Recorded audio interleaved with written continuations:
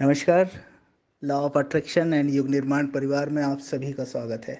आज चर्चा हो रही है स्वाध्याय पर। क्या होता है स्वाध्याय, क्या होते हैं इसके फायदे, और स्वाध्याय को अध्यात्म में एक अनिवार्य नियम या अंग क्यों माना गया है।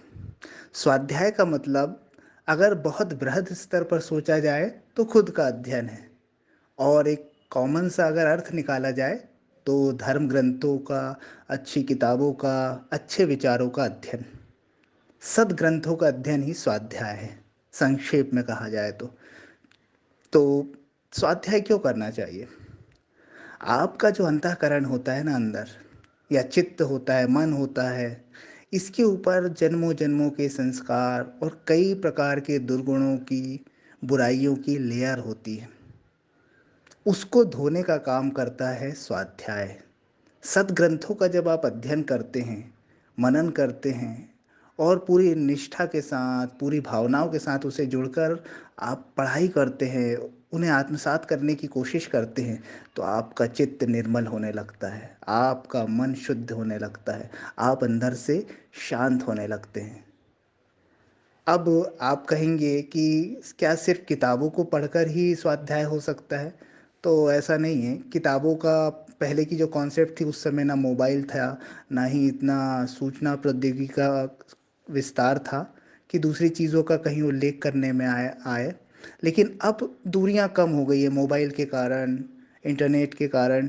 तो किताबें भी आपको ऑनलाइन मिल सकती है मोबाइल पे, या महापुरुषों के जो प्रवचन होते हैं, उनके भाषण, उनकी शिविर, उनको सुनकर भी आप स्वाध्याय का लाभ ले सकते हैं।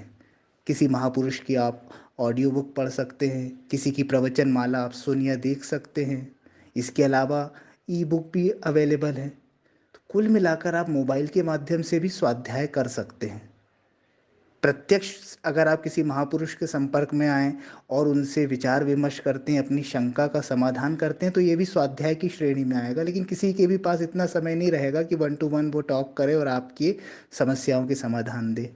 तो उनसे जुड़ी किताबें, उनके प्रवचन, उनके व्याख्यान को सुनें, अच्छी किताबों का पठन करें, और आप देखेंगे कि 1 से डेढ़ महीने में आपके अंदर, आपके मन के अंदर सकारात्मकता आने लगी है, आपके विचार शांत होने लगे हैं, आपके अंदर शीतलता का प्रवाह होने लगा है।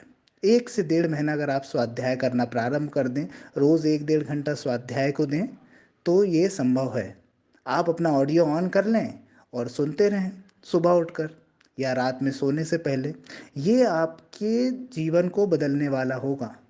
स्वाध्याय करने वाला व्यक्ति हमेशा शांत, स्फूर्ति में और सकारात्मक रहेगा, परेशानियों से दूर रहेगा। ये सिर्फ ऐसा नहीं है कि कोई किताब हमने पढ़ ली तो बहुत बड़ा हमको पुण्य मिल गया, या धर्म ग्रंथों को पढ़ के हम पुण्य अर्जित कर लेते, नहीं। धर्म ग्रंथों को, अच्छी किताबों को पढ़ने के पीछे उद्देश्य रहता था कि वो आपके चित्त को निर्मल करती थी, आपको अंदर से प्योर करते थे। गीता को सिर्फ दोहरा लेने से या बार बार पढ़ने से आपका कुछ नहीं होने वाला है। उसके विचारों को आत्मसात करने से ही आपका जीवन बदल सकता है। हर धर्म ग्रंथ के विषय में यही बात लागू होती है। तो आप भी स्वाध्याय करें, अपने आसपास के लोगों को, अपने परिवार वालों को भी स्वाध्याय के लिए प्रेरित करें। ये एक प्रकार से पूजा ही है, ये एक प्रकार से उपासना ही है, ये एक प्रकार से साधना ही है कि किसी महापुरुष के वचन, किसी धर्म ग्रंथ के वचन आप पढ़ें, सुने, और उसको आत्मसात करें और अपने जीवन को बदलें। क्योंकि आप अगर आत्मज्ञान या बहुत बड़ा जीवन में कुछ हासिल करना चाहते हैं, तो उसके लिए आपका मन का शांत होना, मन का बिल्कुल प्योर होना, चित्त का निर्मल होना बहुत आवश्यक है। और स्वाध्याय उसमें एक बहुत महत्वपूर्ण भूमिका अदा करता है। तो आज से अपने जीवन में 1 घंटा सद्विचारों को सुनने, पढ़ने पे लगाइए, और उसके फ़ायदे आप खुद ही देखेंगे। बताने की ज़रूरत नहीं पड़ेगी। 1 महीना करके देख लीजिए, आपको 1 महीने में परिणाम मिलने लगेंगे। धन्यवाद।